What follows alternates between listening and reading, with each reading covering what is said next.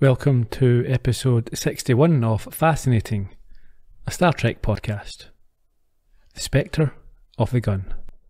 In this week's episode, the Enterprise trespasses on alien territory, and as a result, Kirk, Spock, McCoy and Chekhov are sentenced to die in a manner that fits the violent heritage of their captain. Placed in the bodies of bandits from the Wild West, they face certain death when facing off against the Earp brothers at the OK Corral. But is their fate inevitable, or could fortune turn in their favour?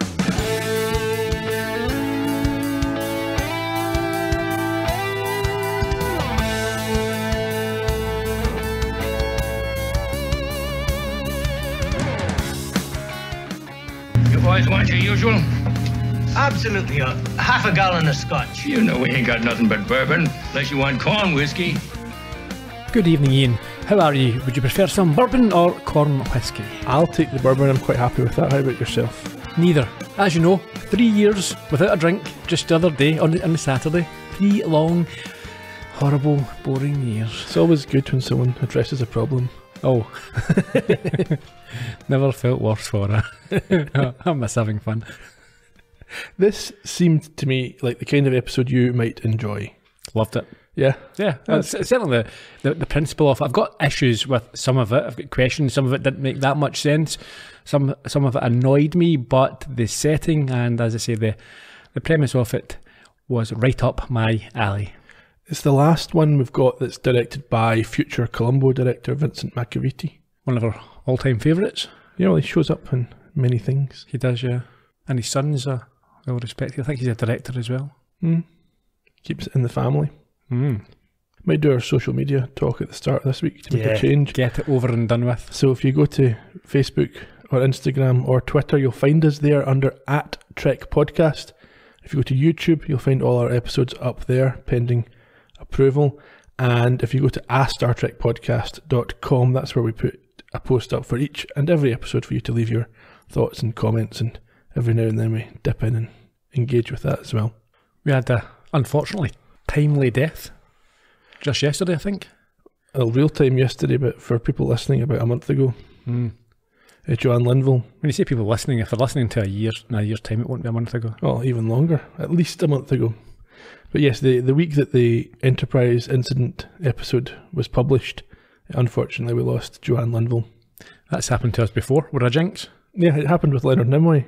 Coincidentally, huh? Yeah, in Columbo podcast. Yeah. Worked out quite well. Massive spike in downloads. Yeah, that's what it's all about. It's what he'd have wanted. I'm sure. Should we begin? Let's crack on. Your favourite place to start an episode?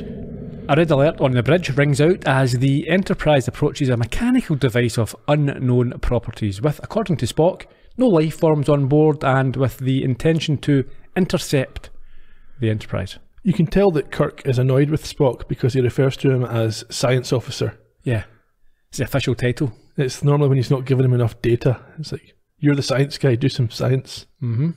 However, they don't know if it wants to attack or communicate. Well, I think the science officer doesn't know this. Well, no, none of them do.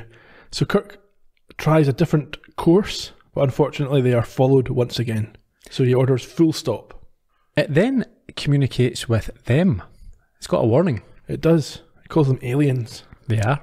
It says they've encroached on the space of the Melcott, and they will turn back immediately and receive no further warning. Have we heard of the Melcotts before? I don't believe so. Okay. It sounds a little bit familiar. What am I thinking of? Oh, there's lots of ones with similar names. Yeah. Okay. And interestingly, each member of the crew on the bridge hear this warning in their own native language.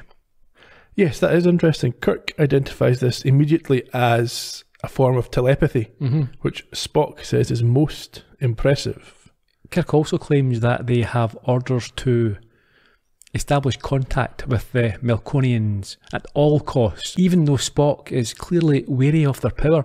I don't understand this at all costs. Well, it reminds me a bit of, remember we had that ambassador in season 1 who wanted to plough on even though he was going to be disintegrated and make contact. I'm sure the Federation would understand if they said, okay, we've got a situation here, let's not push it, let's retreat. We can get some advice from Yeah, there's no time limit on this, so they could go back and say, yeah, there's a warning buoy there that says don't come any closer, and Federation can then say, you're going closer, ignore it, and then they've got direct orders. Sure.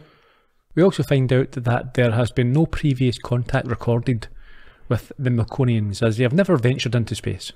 Apparently not. Spock warns that people with this level of telepathy could well be potent opponents. In any case, Kirk gets Uhura to open a hailing frequency and then makes a statement to it. A false statement.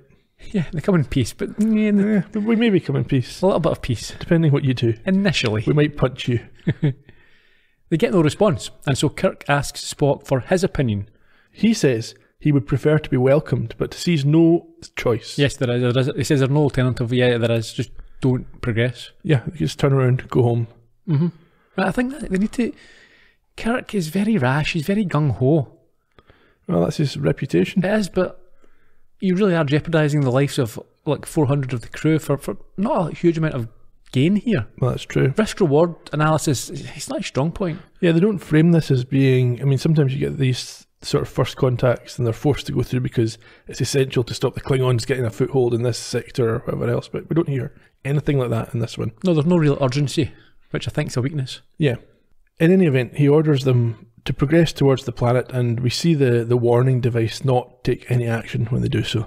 Yeah, deflectors are raised, and Kirk, along with Spock, Chekhov, McCoy, and Scotty head to the transporter room to find out what these Melkonians are afraid of. Now, two things. They're no indication they're afraid of anything. They just don't want you there. Yeah, it's just a mindset that they're creating. And secondly, you have no understanding of the situation you're getting into, so you decide to take all the senior officers. It makes a lot of sense. We don't even see Sulu in this. I assume he's left in charge, but he's not in the episode. We strangely get a captain's log before we even reach the credits. 4385.3. They've beamed down to the planet and it's foggy, which they did not expect. Also noted a nice sort of tracking shot of the Enterprise at the beginning of the log, which I think we don't always see that. It was nice. Yeah, it's a good one.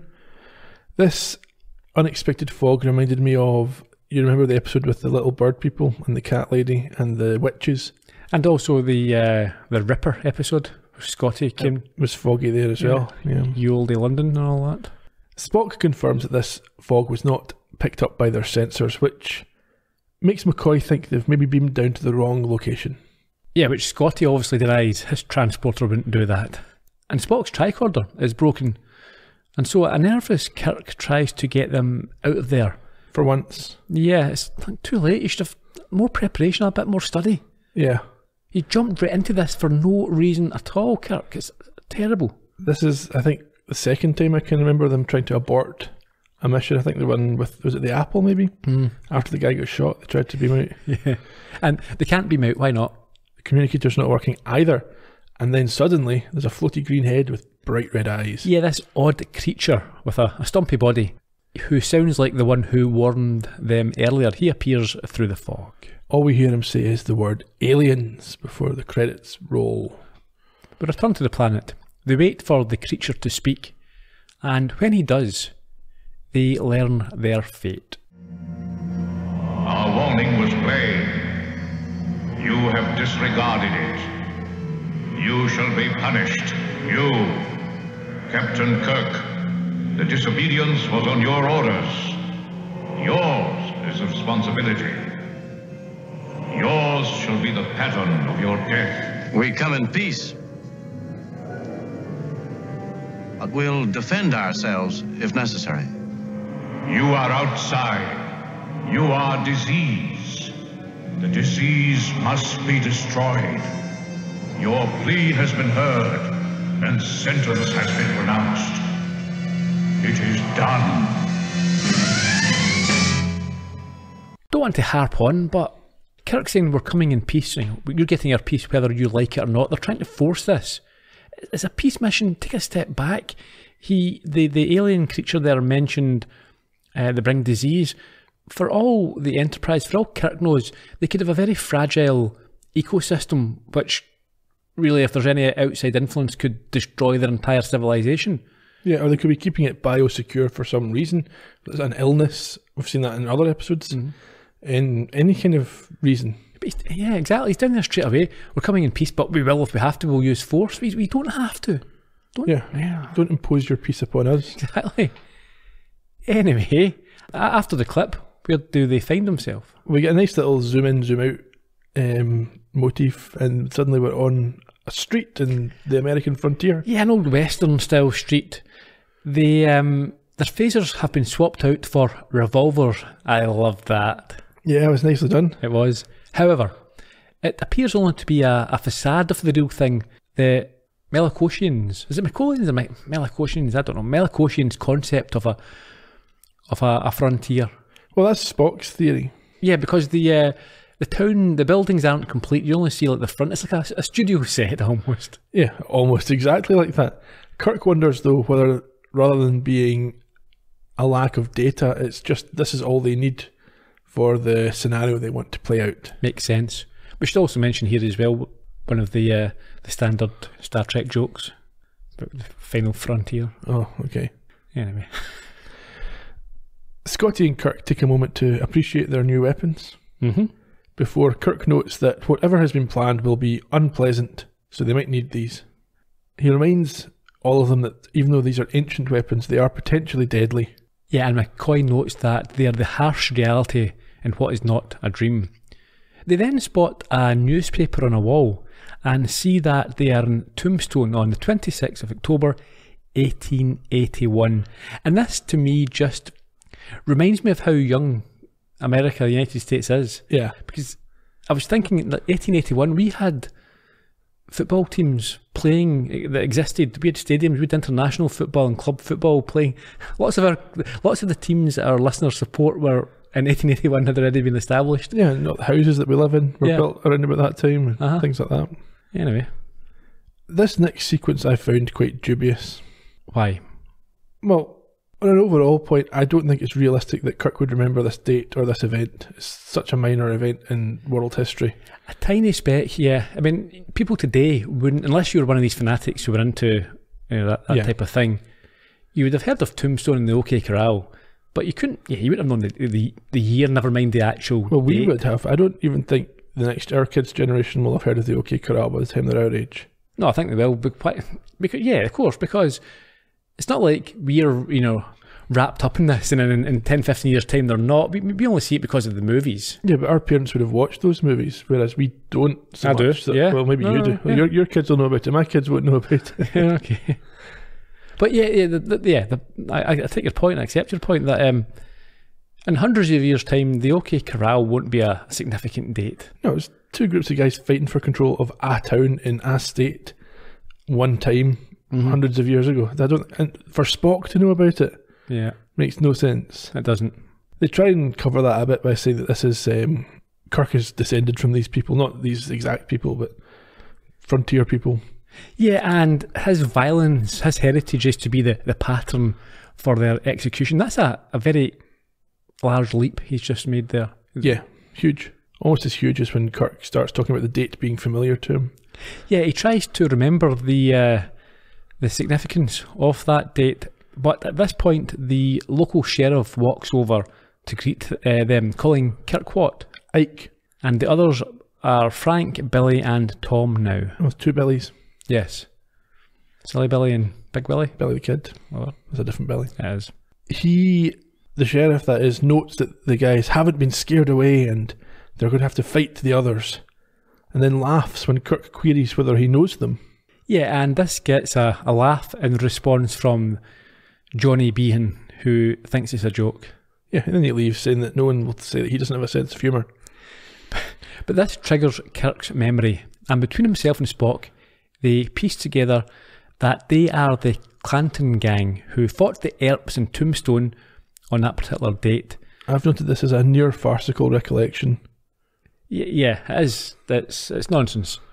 But when Chekhov asks who won, he's not best pleased with the answer. Yeah, it wasn't them. And Spock says history can't be changed. So that's that. They're interrupted again, this time by a good old-fashioned barroom brawl, which ends in a man being shot dead by a sheriff in black who retreats back inside. Okay, yeah, so at this point, they run over to this man. McCoy confirms he's dead, and Kirk concludes it's possible to die here. I don't agree at all with their conclusions. Surely they should be asking, are these even real people? Where have they come from? Why are they part of this? If they're not real, then them dying doesn't mean anything. And if they are real, who are they? What part do they play in this? Yeah, and if they are real, Spocks in history can't be changed is nonsense, because you could change it by killing someone. That's one of the biggest issues with time travel movies, isn't it? They always say, like, don't change history, don't. In fact, we've seen this before with City on the Edge of Forever. I think they need to spend more time here considering why would there be other humans? Is it even possible? Concluding that it's not possible, and then getting to their later conclusion a bit sooner. In fairness, in that situation, in the middle of a street and people are being shot, you might not have the time to contemplate as you would like. Well, Spock does say later that sometimes you just accept the reality you're presented with. They hear music coming from the bar and so enter, and are greeted by the barman before Chekhov gets an even warmer welcome. Yes, from a woman called Sylvia, who approaches him and kisses him, saying that she knew they couldn't keep him out of town, before taking him to a table. The others follow, and he falls into character without hesitation, claiming that he could not pass up the opportunity to see her. What are you doing, Chekhov? Stop this. It's unprofessional. Very much so. A couple of things to note here. There's an ominous-looking man in black walks slowly past them, and the saloon has tables, chairs, a bar, and a piano, but no roof and no walls. Yeah.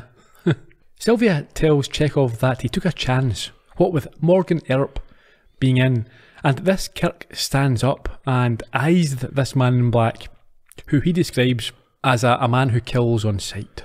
Spock urgently warns Kirk at this point not to get involved in a fast draw before they all sit down slowly. And then the bartender asks if it's their usual round of drinks, as we heard at the top of the podcast. The woman, who, as you said, is called Sylvia, reveals that she is worried about what the other gang have been doing, but seems confident that Kirk and the lads will show them now that they're back in town. Yeah, these Earps have been telling everybody that they've chased the Clantons out of town, but obviously that's not the case because they're still here.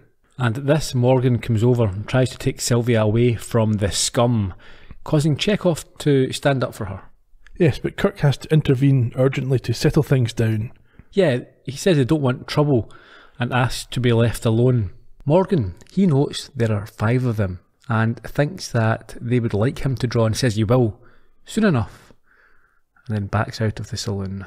He does, and at this, Spock notes he was probably goading Chekhov. Yeah, I think there's a sort of collective sigh of relief here.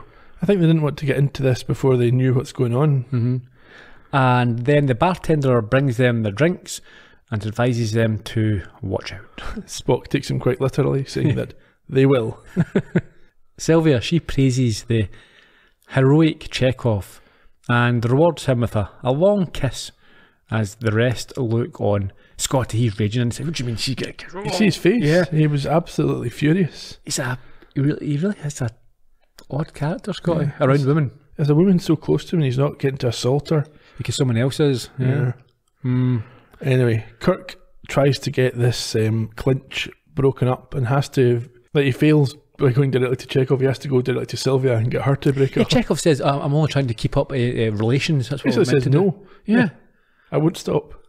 Anyhow, she leaves and Kirk warns Chekhov to be careful, but he's not at all worried. No. However, they do establish that they are all due to be killed at 5 p.m. at the OK Corral, but Kirk states they will not be there at 5 p.m. and then has an extremely odd discussion with Ed, the bartender. You claim you know us. I ain't making no big claims about it to nobody. Just so happens. Take a close look at me. Yeah? Who do you think I am? Ike Clanton? Who do you think you are? Well, I know this is hard to understand, but I'm Captain James T. Kirk of the Spaceship Enterprise. These men are part of my crew. We're not really here, we're from the future. We haven't been born yet.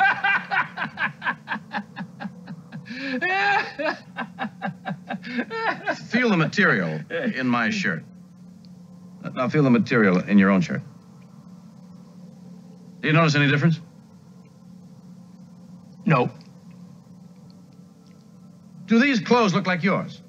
Not exactly. Have you ever seen clothes like this before? Sure. Where? On the Clantons. You Clans are always great with your jokes. That's why we like you. I'm not joking. Only difference between you and the Earps is that they never joke. I'm not joking. I'm not Ike Clanton. It's okay with me, Ike. Anything you say. Don't make no difference who I think you are. Your problem is, who does Wyatt Earp think you are?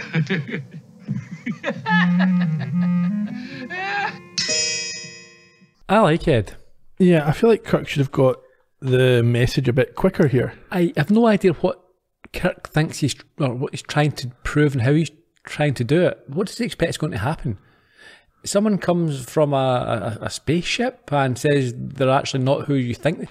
Do they think this guy's going to go, yeah, okay, fair enough, you've got weird material in your clothes, you must be from the future or from a spaceship? Yeah, no, it's crazy. And the fact that he then goes to the marshal's office and tries the same thing with the Earps in the next scene. Yeah, his strategy is absolutely nonsensical. Basically, everyone in the town dismisses it as, quote, jokes. Yeah, okay. Yeah, as you mentioned, Kirk heads over to Wyatt Earp's office. He walks purposefully in whilst he's handling his gun, and he then introduces himself to the Earp brothers. Yeah, he tries to explain once again that he is Captain Kirk. Yeah, there's a misunderstanding. This is stupid. So who does he think these people are? Does he think that they have any conception of space travel and spaceship? I mean, as far as he's aware, these are the actual people with a 1881 mindset. Yes. And he thinks that all he has to do is say, guys, I know we look like the Clantons, but we're actually from the future on a spaceship. I hope that clears things up. We'll be on our way. Yeah. Is that what he thinks? That's what he thinks is going to happen. And they go, yeah, fine. Just as long as you told us. Interesting.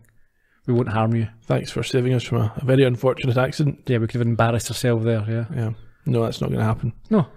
They actually get into a bit of a fist fight here. Morgan punches Kirk and ends up with Kirk basically winning out and using Morgan as a shield.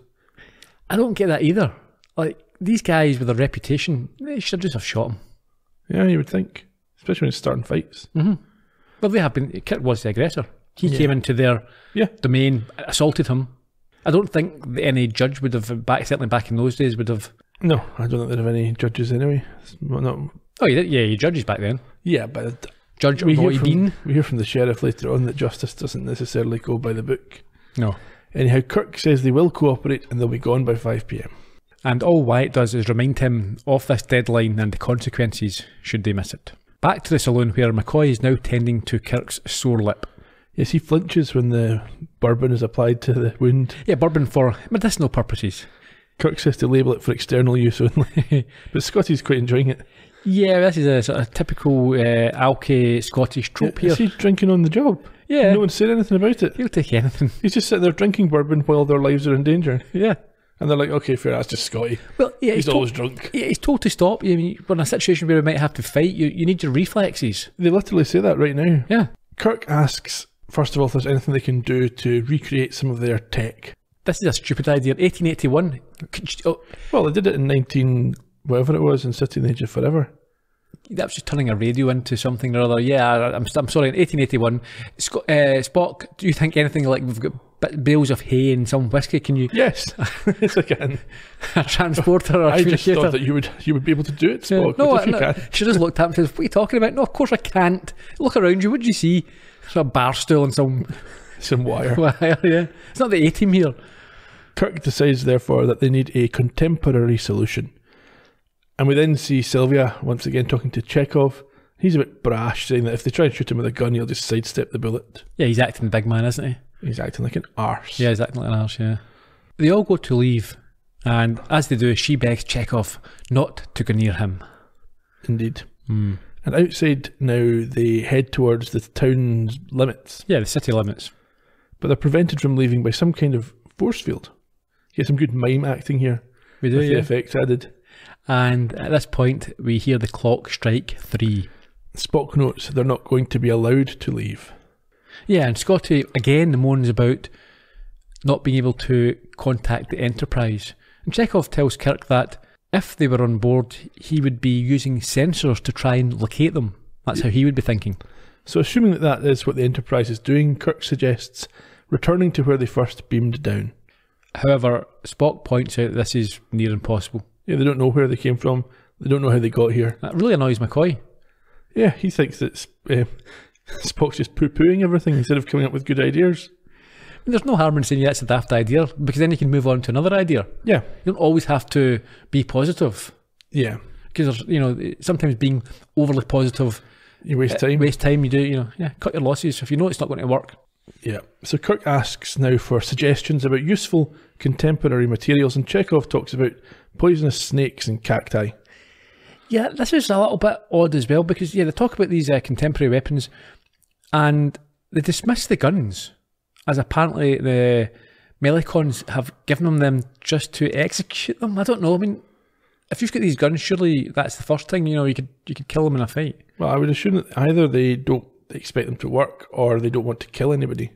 Because you get Kirk raving about not wanting to murder anyone in the next scene. I'm sure if you had phasers, they would be using them left, right and centre. Yeah, to stun. No, well, maybe. Anyhow, McCoy and Kirk put their brains together and decided that they could come up with a tranquilizer. So McCoy heads off to get his ingredients, while Chekhov's sent to find a mortar and pestle. Yeah. This wasn't, or isn't, the most elegant of solutions. No, Spock says it's essentially going to be a gas grenade that they come up with. Really? Yeah, that's the Get best some venom from a snake, then make a gas grenade. Not from a snake. A plant? What is it? Yeah, he's going to go to the dentist and get some medicinal. All right, yeah, okay. Substances. Yeah, it's still stupid. Stupid. You've got guns. They go to McCoy goes to this dentist. Turns out he's also a barber, or at least it's a shared office. Okay, the thing is, if the Melicons are in complete control and the weapons that the guns aren't going to work, I mean, you think everything else will still be fine? Well, this is it. This is what Spock's going to find out soon. So the barber / dentist has a sign on the wall saying "teeth pulling by appointment," and we find out that the barber is shaving the dentist as McCoy arrives.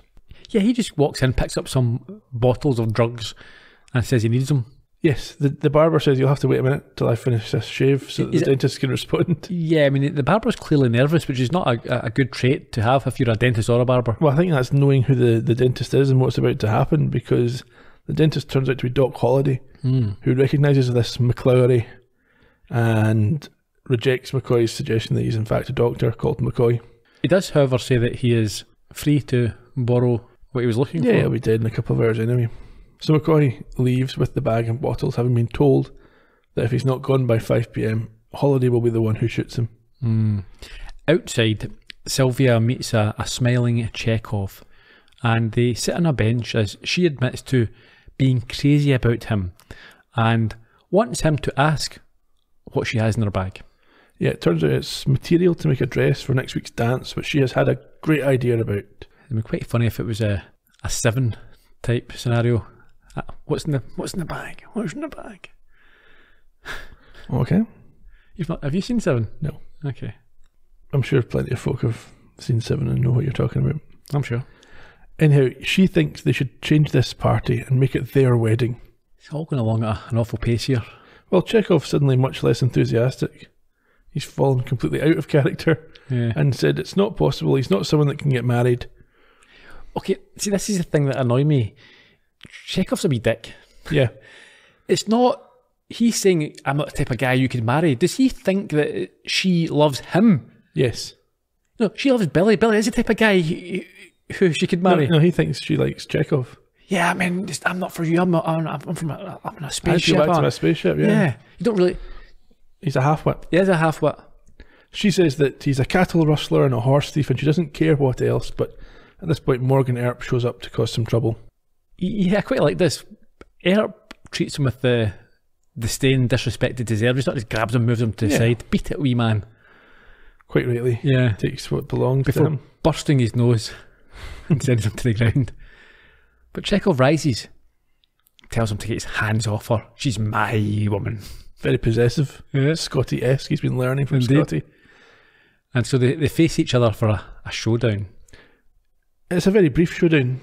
Yeah, he's shot dead in the stomach. Very quickly. That's what he gets. That's what he deserves. Acting the big man. You don't know how to use your gun. I'll sidestep a bullet. Oh, aye. I'll catch it in my teeth. Did you? Head blown off. numpty. I was not, in fact, can I admit here that for the rest of the sort of episode and the majority of the episode, we're led to believe that Chekhov's dead, and in the back of my mind I thought, yeah, he won't be dead, he'll come back, but I wasn't sure because I've not looked ahead at the episodes, and I was a little bit disappointed when I found out he was resurrected. Yeah, I was kind of hoping that was the end of him. Yeah. not so much because of him, but it'd have been because it would have been unexpected. It would have definitely been unexpected. Yeah, and I'd have sacrificed Chekhov bringing all the other episodes just for that twist. That twist, that would have been good. Mm-hmm. And also that he was a wee dick in this episode, and I thought he deserved to die. Absolutely, he did. Sylvia screams at this, and Kirk and Spock and McCoy and Scotty come from different directions, along with Wyatt Earp and Doc Holliday. Yes, McCoy claims that there is nothing he can do, as both parties have a stare-off with each other. They do. Scotty wants to fight, but Kirk says they're not getting rushed into something they're not ready for. Yeah, sometimes there's an inconsistency in how Kirk. Yeah, what is it he wants to happen? He wants to wait till 5 o'clock. Yeah, I think Kirk just doesn't want to kill anybody, even though they're not real people. And I think I make a point later on, I can't remember, but there have been many other times where Kirk has had less of a personal agenda or reason to do things, and he goes rogue. Yeah, there's been something's upset him. Yeah, it was somebody, a friend of the family's. It's usually from his past, right? Yeah, but this you would expect that at this point, this is deserving of, right? We want revenge right now. We need to, or I need to do something. Guys, yeah. And he's more circumspect in it. I don't know, that inconsistency doesn't. It's almost as if perhaps there's different writers. Maybe. Back in the saloon, we've got Spock working on the grenade, McCoy and Scotty working on the tranquilizer, and Kirk's just brooding. Well, he's blaming himself for not ignoring the Melicon warning. I think that's correct. At last he's got a little bit of insight. Yeah, it's one of the few times we see this. But McCoy tries to be philosophical and tells him everyone knew the risks when they joined and he should let it go. Well, yeah, the risk being expected. It's a bit cold, isn't it? It's a bit cold. It's only just happened. Yeah. It's like, forget about him. He's gone now. He's been dead for 20 minutes. Sulu's on Sulu's on comms. Who's getting that job? Can I have my old job back? Leslie's one promoted from the back of the bridge. Spock then tries to get him to focus on the job at hand, but this results in a quite unwarranted attack on him as a person. Gentlemen, there is one thing which requires the immediate attention of all of us, specifically our future. But not this minute, Spock. It takes us a little longer. I understand the feeling, Captain. You talk about another man's feelings.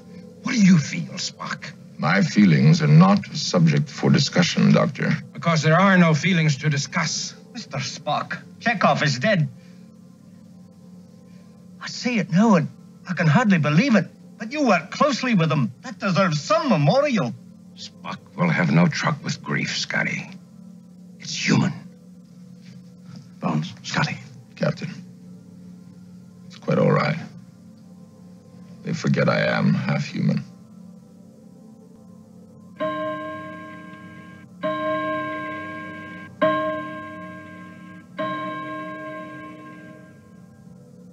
That wasn't very nice. It was mean.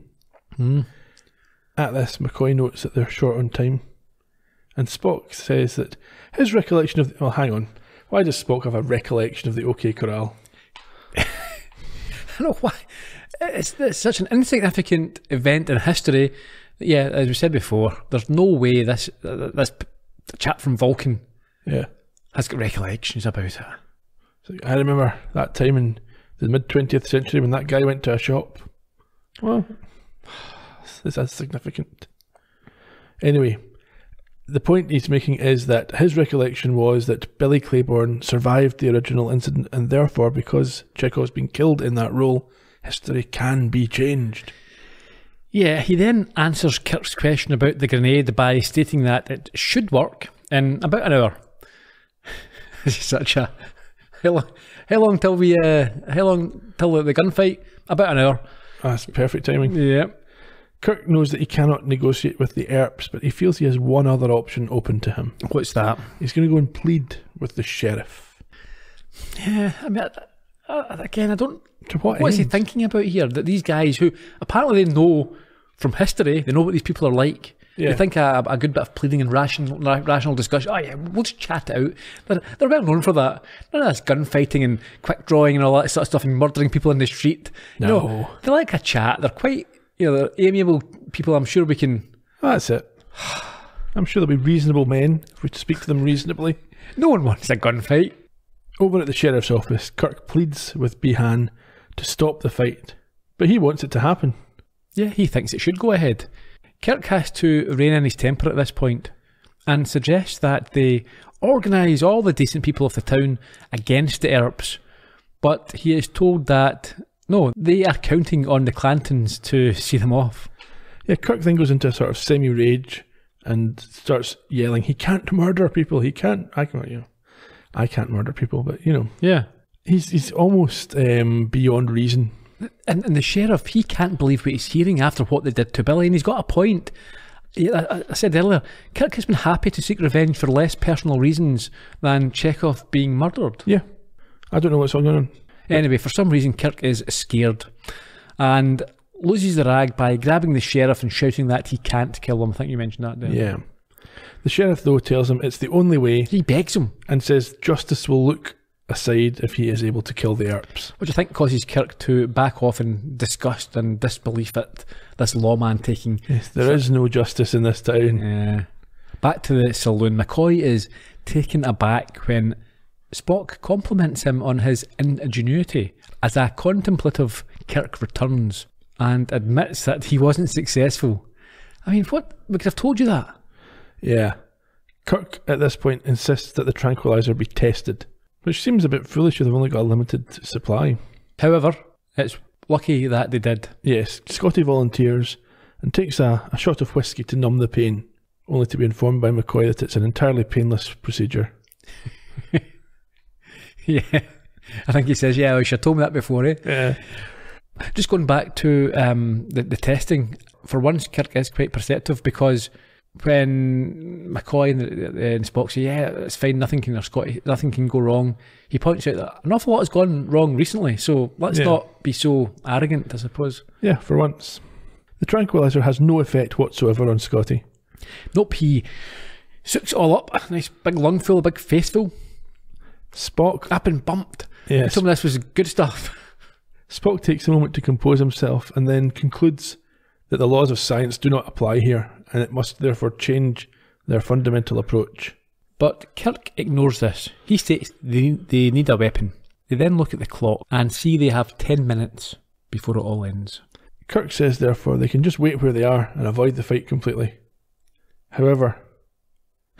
yeah, this doesn't work. Why not? Well, it's this whole sort of... and they're suddenly at the OK Corral with that little zoom in, zoom out. They try to run for it, but the force field prevents them, and they resign themselves to having to fight until Spock tells them it may not be necessary. Spock, you've got something? A fact, Captain. Physical laws simply cannot be ignored. Existence cannot be without them. What do you mean, Spock? I mean, Doctor, that we are faced with a staggering contradiction. The tranquilizer you created should have been effective. It would have been effective anywhere else. Exactly. Doctor, in your opinion, what killed Mr. Chekhov? A piece of lead in his body. Wrong.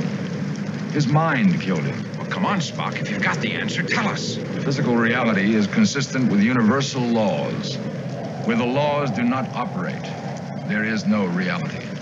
All of this is unreal. What do you mean unreal? I examined Chekhov. He's dead. But you made your examination under conditions which we cannot trust. We judge reality by the response of our senses. Once we are convinced of the reality of a given situation, we abide by its rules. We judge the bullets to be solid, the guns to be real. Therefore, they can kill. Chekhov is dead because he believed the bullets would kill him. He may indeed be dead. We do not know. But we do know that the Melkotians created the situation. If we do not allow ourselves to believe that the bullets are real, they cannot kill us. Exactly. I know the bullets are unreal. Therefore, they cannot harm me. We must all be as certain as you are, Mr. Spock, if we're to save our lives. Precisely. That's not possible. There'd always be some doubt. The smallest doubt would be enough to kill you. We're just human beings, Spock. We don't have that clockwork ticker in our head like you do. We can't just turn it on and off. We must. Spock. The Vulcan mind meld. You happy enough with that logic? No. Okay. Mind over matter, I suppose. Yeah, possibly. In any case, we're back at the Marshal's office. The clock strikes 5 and we see the Earp gang make their way to the corral. I should maybe say there are other Star Trek episodes in the future. Certainly I can think of a Deep Space Nine episode where people sustain injuries in their mind and they manifest on their body. Okay. So it's not a concept that they drop after this. Yeah, we get a bit of a montage here where we kind of flip back and forward between the Earps getting ready for the shootout and Spock mind melding everybody, telling them that the bullets are unreal and without body, they're only illusions. The Earps eventually arrive and there is a showdown which results in them unloading into our heroes. Yeah, the bullets seem to go straight through them and hit the walls, and then Kirk starts punching. Of course, he's a fist fight, but he wins this, but decides against shooting Wyatt dead. Very similar to another episode, which I'll come back to. They disappear at this point. It gets resolved quite quickly. It's almost a flash. They're on the bridge and McCoy is dealing with Chekhov. Yeah, he's alive and well, and apparently he's been on the bridge the whole time and can only remember a beautiful girl. Kirk suggests, they've not left the ship, but McCoy wasn't on the bridge when they went to leave. Yeah, it's a little bit confusing. Yeah. I mean, what would happen if they killed Chekhov there and they burned his body or buried him? I don't know, but maybe they were never there. It was maybe all an illusion. It was all in their minds. Well, you'd be able to ask the rest of the people on the bridge then. Did we disappear? Yeah, but nobody bothers. Spock calls over to Kirk. Yeah, he says that the reprobe thingy's still there, and so red alert is once again sounded and phasers are brought online. But then it blows itself up. The alien then reappears in its place and praises them for not killing on the planet and agrees that it is the way of their kind. Yeah, Kirk lies and says, that's how we go. Yeah, they seek peaceful contact. We never show up and just punch people in the head. Never. Kirk is called on this by Spock. Yeah. And points out he was totally lying and was just hours ago wanting to kill everybody. True. Although he was saying he didn't want to, but he felt like he wanted to. Yes. Yeah, Kirk admits that he did and claims that that's how things were in 1881, but that mankind has since overcame this instinct for violence. Which is, again, not true. Well, in 300 years' time it might be. Well, we've seen on Star Trek that it's not true. Kirk goes around punching and shooting people. Sure, okay. Yeah. Still got an instinct for violence. Sometimes they're able to control the instinct a bit better. That might be the true takeaway. And we end with a nice harmonica motif of the Western variety. Yeah. Hopefully that's the last Western guff we get. I'm looking for more. Yeah. Like it. So was that a punishment or a test? Or what was it? Yeah, I'm not sure. Had they tried to kill, what would have happened? Would they have went back to the Enterprise and they would have been simply told to, no, you're not the type of people we want, go away? Yeah. Well, from my point of view, it's almost an exact reimagining of the episode Arena. Sure. With the Gorn. Mm-hmm. Except there was only one actual participant in the test. Yeah. Same conclusion. Kirk refusing to kill and therefore being seen as not as primitive as they thought. I enjoyed it for the setting. Do you think their guns would have worked if they'd fired them? I don't know. I'm not really sure about the whole setup. There weren't enough questions asked or answered. I suppose that's not really the point. And we get to be friends with these floaty green guys now. Do you think they'll look so menacing when they're being friendly? I think it'll maybe be that the fog will go away and they'll be smiling. There'll be like bright lights everywhere. It'd be nice to find out more about why they're there, and perhaps there was some advantage gained from this. I like the idea that you get invited into dinner and the wee green guys have got like party hats on and they're all sitting around a table with balloons and stuff. Yeah, there we go. Any trivia for us? I do. So it was originally aired on the 25th of October 1968. Directed, as I said at the top of the show, by Vincent McAvity. This was the last of his 6 episodes, so if you want to hear more about him, go back to the podcast for Mary, which is one of the ones I think stands out in the memory still as being a really good episode. Yeah. Gene Kuhn was the writer, again using his Lee Cronin pseudonym, which we discussed in the podcast for Spock's Brain. Ron Sobel played Wyatt Earp. This was his only Star Trek role, but he also appeared in 1969's True Grit and in series like Gunsmoke, Mission Impossible and Knight Rider. There's a lot of Western experience amongst the crew, or the cast here. The True Grit remakes, one of those examples I think where the remake's actually better than the original. There you go. Sobel died 2002 when he was 74. Bonnie Beecher, this is interesting. She played Sylvia. She's only got a short list of credits, but it includes shows like The Twilight Zone, The Fugitive and Gunsmoke. She's 80 years old now. She's been married to a man named Wavy Gravy for 56 years. They co-founded a commune, and she's been administrative director at their Camp Winter Rainbow since 1983. She goes by a different name now, I think his original surname, not Gravy. Yeah. Couple of old hippies. It's all a bit strange. She's also a childhood friend of Bob Dylan's.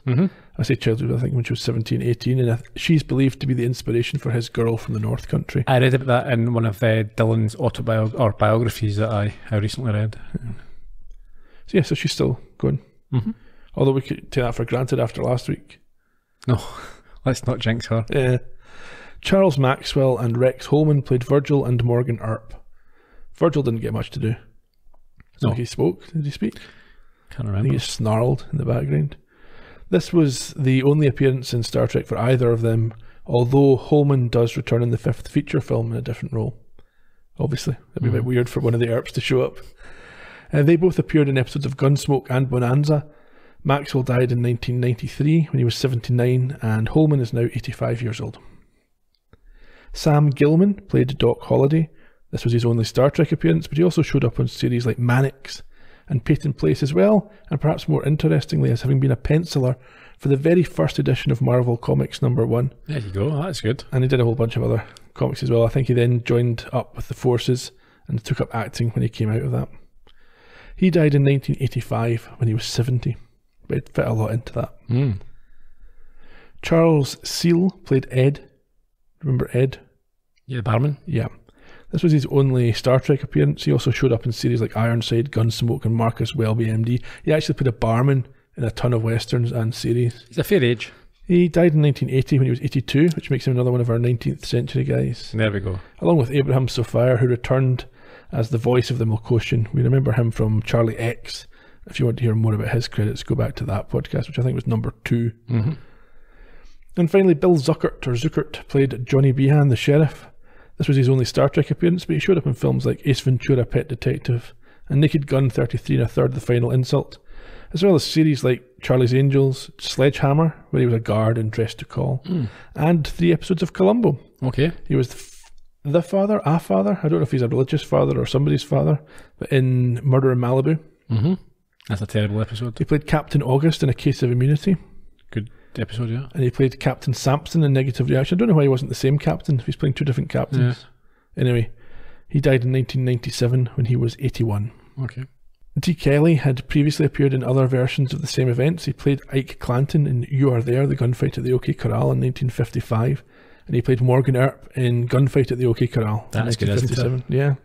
He was also lined up to appear in Hour of the Gun, 1967, which was the movie this episode was named after, but he had to decline due to his commitments to play McCoy. Budget constraints, as you might imagine, limited the set building efforts, resulting in the half-constructed Western setting, which I thought worked quite well. Yeah, very ingenious and... it was handled creatively. Yes, it was. Well done. The teaser at the start, second longest in the entire series, behind only I Mud. Yeah, I felt that, yeah. And in terms of international titles, in Germany, they went for Wild West im Weltraum, which means Wild West in space. Okay. Not very imaginative, but hey.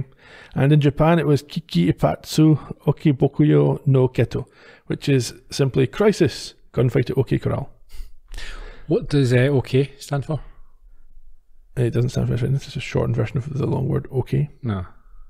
OKAY. Old Kindersley. Is that your opinion? Or is that a fact? The OK Corral is the old Kindersley Corral. It's not Alright, it's not just OK. No. Oh, you mean in this specific instance? I thought you meant generally. No, the What OK. did OK stand No, for? the OK Corral. I would have guessed Oklahoma. Yeah, no. Old Kindersley, which I imagine is a business. And a corral is just like a pen or a. Right. So, and I think it's known that the fight actually didn't take place at the OK Corral. It was down the street. Down the street from the OK Corral. Yeah. Next week, the 7th episode of Season 3, Day of the Dove, featuring the return of a formidable adversary. Look forward to that. Yeah, so we've done our socials at the top of the show. We can call it quits right now. Okay, until next week. Cheerio. Bye bye.